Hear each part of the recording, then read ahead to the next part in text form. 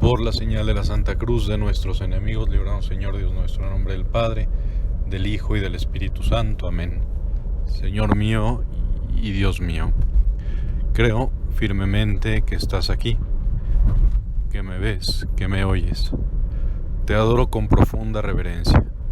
Te pido perdón de mis pecados y gracia para hacer con fruto este rato de oración.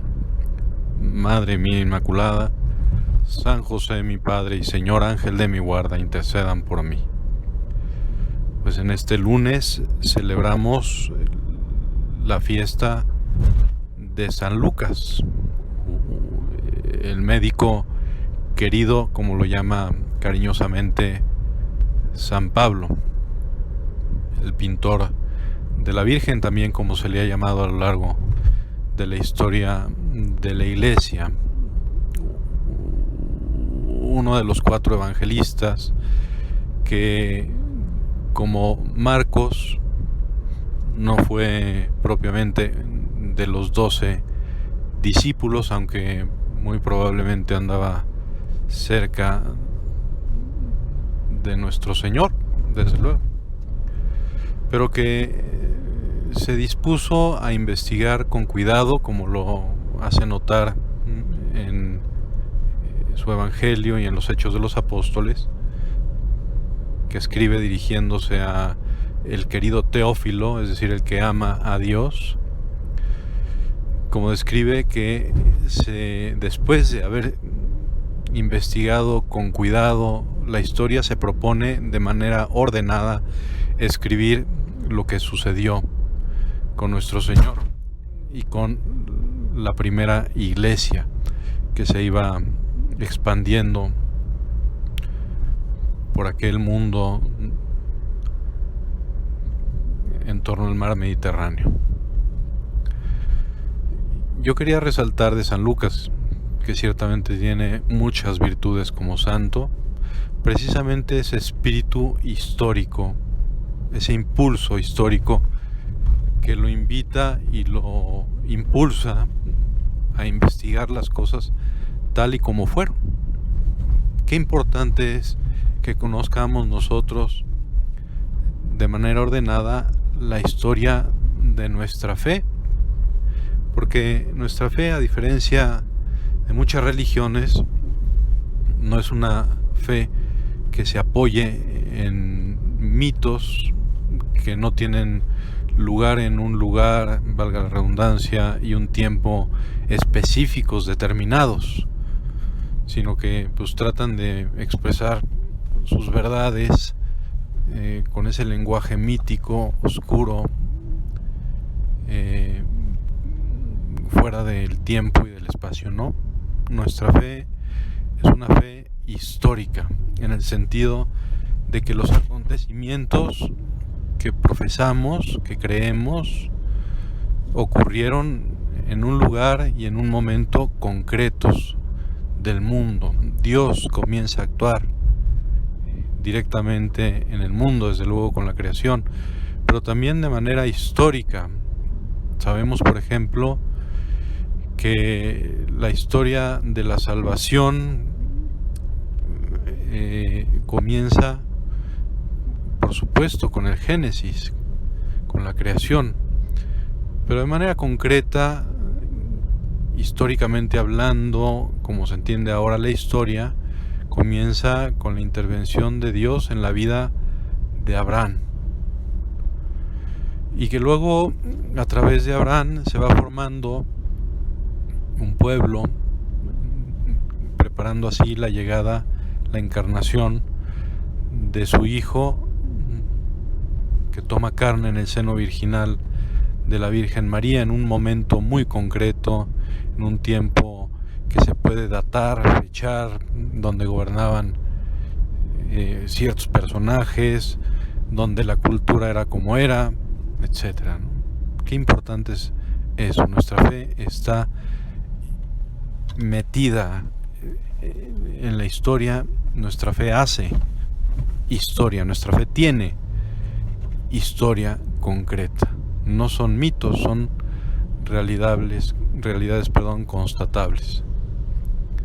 Y te damos muchas gracias, Señor, porque personajes como San Lucas justamente se apoyan en una investigación sólida, formal, una investigación cuidadosa para relatar tu vida.